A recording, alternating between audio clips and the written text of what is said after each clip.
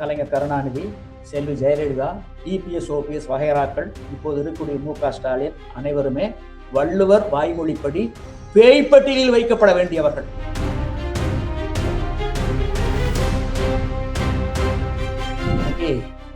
விவசாயிகளாகிய நாங்கள் ஏமாளிகளாக இருக்கின்றோம். தமிழ்நாடு அரசு ஆளுமை இல்லாத அரசா? இந்த கள் விடுதலை மாநாட்டை தொடர்ந்து நடத்தி கொண்டு வருகின்றோம். இது 17வது மாநாடு. சரி, புதுசா ஒருத்தர் அரசியல் கால் வச்சிருக்காருல, அவருக்கு கள்ளும் ஒரு தடை செய்யப்பட வேண்டிய போதைப் பொருள் தான் என்ற நிலைப்பாட்டை கொண்டிருக்கிறார்.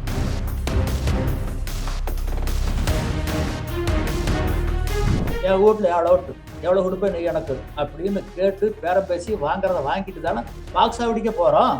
கலப்படத்தை காரணம் காட்டி தமிழ்நாடு அரசு இந்த உரிமையை அநியாயமாக பறித்து கொண்டது. கல்லுக்கு ஏலம் கடை என்று இருந்தால் ஒரு மரத்து கல்லு கிடைக்குமா? வாய்ப்பே இல்லை. பல மரத்து கல்லு தான் கிடைக்கும். அதுவும் அது கலப்பட கல்லா தான் இருக்கும். கள்ளுக்கடைகளை திறக்க வேண்டும் என்ற கோரிக்கையினையும் அரசுக்கு வைக்கவில்லை. கல் இறக்கியோர் குற்றவாளியா? கல் இறக்கியோர் மீது நடவடிக்கை எடுக்கும் தமிழ்நாடு அரசு குற்றவாளியா? அரசுதான் குற்றவாளி. The government of Tamil Nadu is the accused person, not the Tony Tata.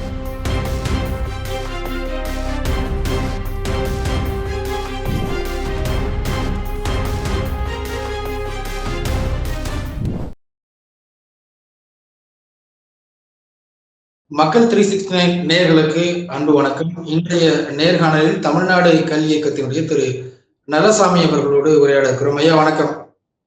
வணக்கம். கள் விடுதலை இயக்க மாநாடு வரக்கூடிய 21ஆம் தேதி நடைபெற இருக்குது. தேர்தல் நடைபெறக்கூடிய சூழல்ல இந்த மாநாடு எந்த அளவுக்கு ஒரு முக்கியத்துவம் வாய்ந்ததா இருக்கும்னு நினைக்கிறீங்க? வரும் 21ஆம் தேதி புதன்கிழமை காலை முதல் மாலை வரை ராணிப்பேட்டை மாவட்டம் கலவை வட்டம் பொன்னம்பலம் கிராமத்தில் மிக சிறப்பாக நாங்கள் நடத்தவிருக்கின்றோம். 2009 இருந்து ஜனவரி 21ஆம் தேதி இந்த கள் விடுதலை மாநாட்டை தொடர்ந்து நடத்தி கொண்டு வருகின்றோம். இது 17வது மாநாடு. கடந்த 20 ஆண்டுகளாக கள் இயக்கம் கள்ளுக்கு விடுதலை வேண்டி பலதரப்பட்ட பலகட்ட போராட்டங்களை நடத்தி வந்துள்ளது. எங்களை பொறுத்த அளவில் நாங்கள் அரசிடம் கள்ளுக்கு அனுமதி கேட்கவில்லை. கள்ளுக்கடைகளை திறக்க வேண்டும் என்ற கோரிக்கையினையும் அரசுக்கு வைக்கவில்லை. 1950 ஜனவரி 26 அரசியலமைப்பு சட்டம் நடைமுறைக்கு வந்தது. அந்த சட்டம் கொடுத்திருக்கும் உணவு தேடும் உரிமைதான் கள் இறக்குவதும் பருகுவதும். கலப்படத்தை காரணம் காட்டி தமிழ்நாடு அரசு இந்த உரிமையை அநியாயமாக பறித்து கொண்டது. பக்கத்தில் பாண்டியில், கேரளாவில், தெலங்கானாவில், ஆந்திராவில், அண்டை மாநிலங்களில், உலக அளவில் எங்கும் கள்ளுக்கு தடை கிடையாது. அங்கே கலப்படம் செய்வாங்கல்ல, அந்த அரசுகள் எல்லாம் கலப்படத்தை கட்டுப்படுத்துகின்ற பொழுது தமிழ்நாட்டில் மட்டும் கலப்படத்தை கட்டுப்படுத்த முடியவில்லை என்றால் தமிழ்நாடு அரசு ஆளுமை இல்லாத அரசா? ஆளுமை இல்லாமல் போனால் ஏன் ஆட்சி பொறுப்பில் இருக்க வேண்டும்? நீங்கள் கீழே இறங்குங்கள். ஆளுமை உள்ளவர், கலப்படத்தை கட்டுப்படுத்தக்கூடிய வல்லமை கொண்டவர் அந்த முதல்வர் நாற்காலியில் அமரட்டும். நீங்கள் இறங்குங்கள். இந்த கேள்விக்கு என்ன பதில்? எங்கே பதில்? இதையல்லவா ஒரு சட்டப்பேரவையில் ஒரு உறுப்பினர் கேட்டிருக்க வேண்டும்? இதையல்லவா ஒரு அரசியல் கட்சி தலைவர்கள் மேடையில் முழங்கி இருக்க வேண்டும்? இல்லையே. கள்ளுக்கு அனுமதி கொடுக்க வேண்டும், கள்ளுக்கடைகளை திறக்க வேண்டும். இவர்களுக்கு கள் தடை பற்றிய புரிதல் இல்லவே இல்லை. இதனுடைய வெளிப்பாடு தான் 20 ஆண்டுகளுக்கு மேலாக கள் தடை தொடர்கின்றது. அடுத்து நாங்க கேட்கிற தமிழ்நாடு அரசை பார்த்து, under what authority you are holding such an office as a chief minister of Tamil Nadu? அரசியலமைப்பு சட்டப்படி சத்தியவாகு பிரமாணம் ரகசிய காப்பு எடுத்தான்னு வந்திருக்கீங்க. அந்த அரசியலமைப்பு சட்டத்தை மதித்து நடக்க வேண்டிய கடமை பொறுப்பு உங்களுக்கு உண்டா இல்லையா? இல்லை என்றால் உங்களை எப்படி நாங்கள் முதலமைச்சராக ஏற்றுக்கொள்வது? இந்த கேள்விக்கு என்ன பதில்? எங்கே பதில்? தமிழ்நாட்டில் பலரும் கேட்கின்றார்கள் கள்ளுக்கடைகளை திறக்க வேண்டும் என்று. ஒரு மரத்து கல்ல 48 நாட்கள் ஒரு மண்டலம் தொடர்ந்து பருகி வந்தால் பல நோய்கள் குணமாகும். இது மருத்துவம். கள்ளுக்கு ஏலம் கடை என்று இருந்தால் ஒரு மரத்து கல்லு கிடைக்குமா? வாய்ப்பே இல்லை. பல மரத்து கல்லு தான் கிடைக்கும். அதுவும் அது கலப்பட கல்லா தான் இருக்கும். அப்படி ஒரு நிலை வருகின்ற பொழுது அரசியலமைப்பு சட்டம் 47வது பிரிவில் சொல்லப்பட்டிருக்கும், except for medicinal purposes of intoxicating drinks and of drugs which are injurious to health, இந்த வரி பொருளற்று போய்விடுகின்றது. ஆக அரசியலமைப்பு சட்டப்படி கள்ளுக்கு தடையும் கூடாது, கடையும் கூடாது. இன்று ஒருவர் அரசியலமைப்பு சட்டத்தை முன்னிறுத்தி கள் இறக்குகின்றார் என்றால் அவர் மீது தமிழ்நாடு அரசு தமிழ்நாடு மதுவிலக்கு சட்டப்படி நடவடிக்கை எடுத்தால் தமிழ்நாடு அரசை பார்த்து நாங்கள் கேட்கக்கூடிய ஒரு கேள்வி, அரசியலமைப்பு சட்டத்துக்கு கட்டுப்பட்டது மதுவிலக்கு சட்டமா இல்ல மதுவிலக்கு சட்டத்துக்கு உட்பட்டது அரசியலமைப்பு சட்டமா? It is purely question of law as to the interpretation of the Indian Constitution. இதற்கு என்ன பதில்? எங்கே பதில்? கள் இறக்கியோர் குற்றவாளியா? கல் இறக்கியோர் மீது நடவடிக்கை எடுக்கும் தமிழ்நாடு அரசு குற்றவாளியா? அரசுதான் குற்றவாளி. The government of Tamil Nadu is the accused person, not the Tony Tapper. நீதிமன்றங்களுக்கும் கூட கள் தடை பற்றிய புரிதல் இல்லை. உச்ச நீதிமன்றம் சொன்னது இது தமிழ்நாடு அரசனுடைய கொள்கை முடிவு, நீதிமன்றம் தலையிடாது. What is policy matter? We want interpretation for policy matter. கொள்கை முடிவுன்னா என்ன? வெட்டொன்னு துண்டு ரெண்டு, வெட்டொன்னு துண்டு ரெண்டு. Consumption or prohibition, that is the policy matter of the government. Consumption வந்தாச்சு, நுகர்வுன்னு வந்தாச்சு. ஏன் கல்லுக்கு தடை? கல்லுல கலப்படம் பண்ணாங்க, கலப்படத்தை கட்டுப்படுத்த முடியல, ஆகவே தடை. It is not policy, it is the inefficiency of the government. ஒரு அரசனுடைய கையிலாகத்தான் எப்படி கொள்கை முடிவாகும்? இப்ப தேர்தல் நேரம் நெருங்குது, ஒவ்வொரு கட்சிகளும் முக்கியமான அறிவிப்புகளை வெளியிடுறாங்க. குறிப்பா ஆண்களுக்கும் இலவச பேருந்து, மகளிருக்கு 1000 ரூபாய் தொகைங்கிறது 2000 ரூபாய், இப்படிலாம் அறிவிக்கிறாங்க. ஆனா கல் குறித்து ஏன் முதன்மையான பிரதான பெரிய கட்சிகள் பேச மறுக்கிறாங்கன்னு நினைக்கிறேன். இதுக்கு என்ன காரணம்னா, இன்னைக்கு விவசாயிகளுடைய நாங்கள் ஏமாளிகளாக இருக்கின்றோம். அதனுடைய வெளிப்பாடு தான் இதெல்லாம். நீங்க சொன்னீங்கல்ல, ஏன் ஒரு அரசியல் கட்சி கண்டுக்க மாட்டேங்கிறாங்கன்னு சொன்னீங்கல்ல, அதுக்கு என்ன காரணம்னா எங்களுடைய அறியாமதான் காரணம். டாஸ்மாக் மது இருக்குல்ல, இந்த பொங்கலுக்கு எவ்வளவு வித்துது? பொங்கலுக்கு ஒரு நாள் 518 கோடி. தீபாவளின்னு வந்தா 700 கோடி 800 கோடி விற்குது இல்லையா? மொத்தம் எவ்வளவு வருவாய் கிடைக்குது ஆண்டுதோறும்? 50,000 கோடி கிடைக்குது. இந்த 50,000 கோடி அரசுக்கு வரக்கூடிய வருவாய். இதுக்கு உண்டான மூலப்பொருள் எது? மொலாசஸ். மொலாசஸ் எதுல இருந்து கிடைக்குது? கரும்புல இருந்து கிடைக்குது. கரும்பு யார் சாகுபடி பண்றா? விவசாயிகள் பயிரிடுறாங்க. பயிரிட்ட கரும்பு எங்க கொடுக்குறாங்க? சர்க்கரை ஆலைக்கு கொடுக்குறாங்க. ஆலை எப்படி பணம் கொடுக்குறாங்க விவசாயிகளுக்கு? அந்த கரும்புல இருந்து பெறக்கூடிய சர்க்கரையினுடைய அளவை கணக்கிட்டு தான் பணம் கொடுக்குறாங்க. சர்க்கரைக்கு மட்டும்தான். உபப்பொருள் பை ப்ராடக்ட் என்னென்ன கிடைக்குது? மொலாசஸ் கிடைக்குது, பகாஸ் சக்கை, பிரஸ்மெட், இந்த 3 கிடைக்குதுல்ல.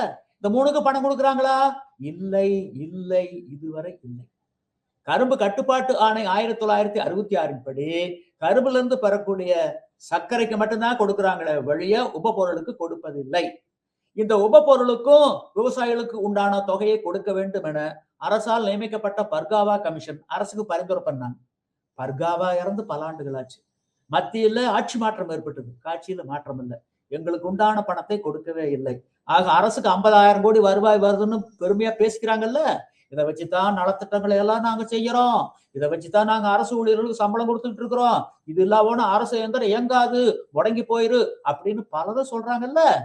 அந்த டாஸ்மாக் மது தயாரிப்புக்கு உண்டான மூலப்பொருளை இந்த பாவி இலவசமா கொடுத்துக்கிட்டு இருக்காருன்னு யாராச்சும் ஒரு அரசியல் கட்சி தலைவர் வாய் திறந்தாங்களா? இடதுசாரி, வலதுசாரி, தேசிய கட்சி, மாநில கட்சின்னு அணிவகுத்து நிற்கிறீங்களே, சொன்னீங்க கேட்டீங்களா?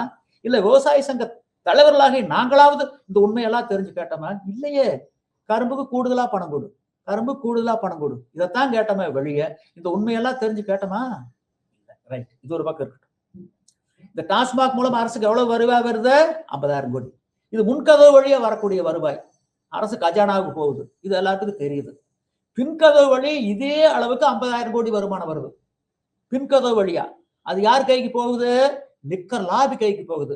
அந்த லாபி வலுவா இருக்காங்க, ஆளுமையோட இருக்காங்க. தேர்தல் நேரத்துல அரசியல் கட்சிகளுக்கு பணம் தேவைப்படுது. அந்த லிக்கர் லாபி என்ன பண்றாங்க? எடை போட்டு விடை கண்டு ஒவ்வொரு கட்சிக்கு எவ்வளவு கொடுக்கணுமோ கொடுத்துறாங்க.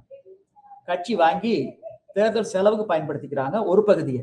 மறுபகுதியை எஜமானர்களாகிய எங்களுக்கு, நாங்க தானே நாட்டினுடைய எஜமானர்கள், நாங்க தானே வாக்களிக்கிறோம், எங்களுக்கு கொடுக்குறாங்க. நாங்க தான் கேட்கிறோமே தேர்தல் வந்தா என் வீட்டுல எவ்வளவு கொடுப்பேன் நீ எனக்கு அப்படின்னு கேட்டு பேரம் பேசி வாங்குறத வாங்கிட்டு தானே வாக்குச்சாவடிக்க போறோம். அந்த பணத்தை வாங்காமல் இருந்தால், பெறாமல் இருந்திருந்தால் எங்களில் பலர் வாக்குச்சாவடிக்க போறது இல்லையே. அதில் எங்களுக்கு வருது. இந்த சுழற்சியில் இருக்கிறதுனாலதான் எல்லா கட்சிகளும் கையேந்திடுறாங்க. ஏதோ ஒரு சில கட்சிகள் விதிவிலக்கா இருக்கலாம். அதனுடைய வெளிப்பாடுதான் கழுத்தடை பத்தி ஒரு கட்சி வாய் திறக்கிறது இல்லை. இதுதான் உண்மை, இது யதார்த்தம். சரி, நீங்க நெறியாளர் நீங்களே வாங்கல, நாங்க தான் சொல்லிக்கிட்டு இருக்கிறோமே 20 ஆண்டுகளா. கல்லூரி தடை செய்யப்பட வேண்டிய போதைப் பொருள் தான் மதுதான். கழுத்தடை நியாயமானதே. இறக்குமதி மதுக்களும் இந்திய தயாரிப்பு அயல்நாட்டு மதுக்களும் கல்லை விட நல்லவை. கள்ளியக்கம் கொண்டு இருக்கக்கூடிய கோரிக்கைகளில் நியாயமே இல்லை. நிரூபிங்க. இல்ல இந்த 8 கோடி மக்கள் யாராச்சும் இருந்தா வர சொல்லுங்க, நாங்க 10 கோடி கொடுத்துட்றோம் அப்படின்னா இந்த 8 கோடி மக்களும் செம்மறியாடுகள் தானே. ஆளுகின்ற தரப்பும் அரசியல் கட்சிகளும் ஓநாய்கள் தானே. இதுக்கெல்லாம் என்ன பதில், எங்கே பதில்? வர சொல்லுங்க தேர்தலுக்கு முன்பா, யார் வந்தாலும் சரி. இது ஜனநாயக நாடா அவங்களுடைய வேட்டைக்காடா? இதைத்தான் நான் கேட்கிறேன். இதை முன்னிறுத்தித்தான் நாங்க வரக்கூடிய 17வது ஆண்டா ராணிப்பேட்டை மாவட்டம் கலவை வட்டம் பொன்னம்பலம் கிராமத்தில் இந்த கள் விடுதலை மாநாட்டை நடத்தவிருக்கின்றோம். எங்கள் கோரிக்கைகளில் 100க்கு 100 நியாயம் இருக்கின்றது. நியாயம் இல்லை என்ற நிலைப்பாட்டை கொண்டிருந்தால் தாராளமா வரலாம். இது ஒரு ஜனநாயக நாடு, வரலாம், வர சொல்லுங்க. என்ன கொடுமை இது, என்ன அநியாயம் இது? இல்ல உலகத்தில் எங்க தடை இருக்குது கண்ணுக்கு? வள்ளுவர் என்ன சொல்றாரு? எவ்வது உறைவது உலகம், உலகத்தோடு அவ்வது உறைவது அறிவு. உலகத்தோடு ஒட்ட ஒழுகல் பலகற்றும் கல்லார் அறிவிலதார். உலகத்தார் உண்டென்பது இல்லென்பான் வையத்து அழகையா வைக்கப்படும். ஒட்டுமொத்த உலக கள்ள உணவுன்னு சொல்லுது. தமிழ்நாட்டிலே மட்டும் இது உணவல்ல, இது போதைப் பொருள் என குறுக்குசால் ஓட்டுகின்றார்கள். இப்படி குறுக்குசால் ஓட்டுவோனை உலக பேய்ப்பட்டியலில் வைக்கப்பட வேண்டும்னு வள்ளுவர் சொல்றாரு. ஆக இந்த 38 ஆண்டுகளா தமிழ்நாட்டுல ஆட்சியில் இருந்த கலைஞர் கருணாநிதி, செல்வி ஜெயலலிதா, இபிஎஸ் ஓபிஎஸ் வகைராக்கள், இப்போது இருக்கக்கூடிய மு.க. ஸ்டாலின் அனைவருமே வள்ளுவர் வாய்மொழிப்படி பேய்ப்பட்டியலில் வைக்கப்பட வேண்டியவர்கள். உங்களுக்கு ஒரு சந்தேகம் வரலாம், வள்ளுவர் கல்லுண்ணாமின்னு சொல்லியிருக்காரு, அதுக்கு என்ன பதில் சொல்ற? கேட்கலாமல்ல நீங்க கேள்வி. எழுத உங்க மனதுல எழுந்திருக்குமே. வள்ளுவர் கல்லுண்ணாமின்னு சொன்னாரு, அதே கொல்லாமின்னு சொன்னாரு, புலால் உண்ணாமின்னு சொன்னாரு. தமிழ்நாட்டில் இருக்கக்கூடிய கசாப்பு கடைகளை மூட முடியுமா வள்ளுவர் சொன்னாருன்னு சொல்லி? மீனவர்கள் யாரும் கடலுக்கு போகாதீங்க வள்ளுவர் சொல்லி இருக்காரு. கொல்லாமை புலால் உண்ணாமை தடுத்து நிறுத்திட்டா இலங்கைக்கு தமிழ்நாட்டுக்கு இடையில இருக்கக்கூடிய அந்த பிரச்சனைக்கு, மீனவர் பிரச்சனைக்கு முற்றுப்புள்ளி வச்சிடலாமே. வள்ளுவர் சொன்னது சட்டம் சார்ந்த ஒன்று அல்ல, ஒழுக்கம் சார்ந்த ஒன்று. ஒழுக்கம் சார்ந்த ஒன்றை நடைமுறைப்படுத்தி விட முடியாது. இட் இஸ் ஒன்லி ரெக்கமெண்டேட்டரி, பரிந்துரைக்கக்கூடியது. சட்டத்தை தான் நடைமுறைப்படுத்த முடியும். சட்டம் என்ன சொல்லுது? அரசியல் அமைப்பு சட்டம் 47வது ஆர்டிகிள் தான் மதுவிலக்கு, மது கொள்கை மற்றும் போதைப் பொருளை பத்தி சொல்லுது. என்ன சொல்லியிருக்காங்க? The duties of the state. The state shall regard raising the level of nutrition and the standard of living of its people and the improvement of public health as among its primary duties, and in particular the state shall endeavor to bring about the provision of the consumption except for medicinal purposes of intoxicating drinks and of drugs which are injurious to health. இதுக்கு பொருள் விளக்கம் சொல்லுங்க, வர சொல்லுங்க. உங்ககிட்ட IAS IPS அதிகாரிகள் இருக்காங்கல்ல, சட்ட வல்லுநர்கள் இருக்காங்கல்ல, வர சொல்லுங்க வார்த்தைக்கு. இது ஜனநாயக நாடா உங்களுடைய வேட்டைக்காடா? என்ன நினைச்சுட்டு இருக்கீங்க? என்ன கொடுமை இது? உலகத்தில் எங்கும் நடக்காத கொடுமை இந்த தமிழ்நாட்டில் நடந்துகிட்டு இருக்குது. உணவு வேறு, போதைப் பொருள் வேறு, மது வேறு. ஒரு பழமொழி சொல்லுவாங்க, நக்கர் நாய்க்கு செக்கும் தெரியாது சிவலிங்கமும் தெரியாது. அது தமிழ்நாடு அரசனுடைய நிலைப்பாடு. வர சொல்லுங்க. சரி, கல்லுல ஆதாயம் பெற்றாங்கல்ல செல்வி ஜெயலலிதா, கலைஞர் கருணாநிதி, அவங்கெல்லாம் மேல போயிட்டாங்க, அவங்கள அழைக்க முடியாது. இப்ப உசுரோடு இருக்கிறது யாரு? இபிஎஸ் ஓபிஎஸ் மு.க. ஸ்டாலின் 3 பேர் வாங்க, உட்காருங்க ஒரு இடத்துல. நாங்க ஒருத்தர் மட்டும் வர்றோம். சட்டம் ஒழுங்கு பாதுகாப்பு கருதி பத்திரிகை ஊடக நண்பர்கள் மட்டுமே பார்வையாளர்கள். நேரடி ஒளிபரப்பு இருக்கட்டும், மக்கள் பூரா தெரிஞ்சுக்கிட்டும், 2026 வாக்களிக்கட்டும். வாங்க, தைரியம் இருந்தா வாங்க. ஏன் 8 கோடி மக்களும் செம்மறி ஆடுகளா இருக்கிறோம்? சரி, புதுசா ஒருத்தர் அரசியல் கால் பதிச்சிருக்காருல்ல, அவருக்கு கள்ளும் ஒரு தடை செய்யப்பட வேண்டிய போதைப் பொருள் தான் என்ற நிலைப்பாட்டை கொண்டிருந்தார். வர சொல்லுங்க வாரத்துக்கு. வாங்கிட்டுங்க 10 கோடி. அவங்க 10 கோடியில சர்வசாதாரணம். என்ன ஒரு சினிமாவுக்கு 200 கோடி வாங்குறவர், அதெல்லாம் பிச்சைக்கார காசு. அதெல்லாம் இந்த வாதத்தில் வெற்றி பெற்று விட்டால் தமிழ்நாட்டு மக்களின் இதயங்களில் வெற்றி பெற்றவர் இடம் பிடிப்பார். அது வாக்காக மாறும். 2026 தேர்தலில் வெற்றி பெற்று முதலமைச்சராவதற்கு ஒரு சூழலை அது உருவாக்கி கொடுக்கும். வாங்க வார்த்தை. பல்வேறு கருத்துக்களை விரிவாக பகிர்ந்து விட்டீங்க. நிகழ்ச்சியில் பங்கெடுத்து மிக்க நன்றி. நன்றி.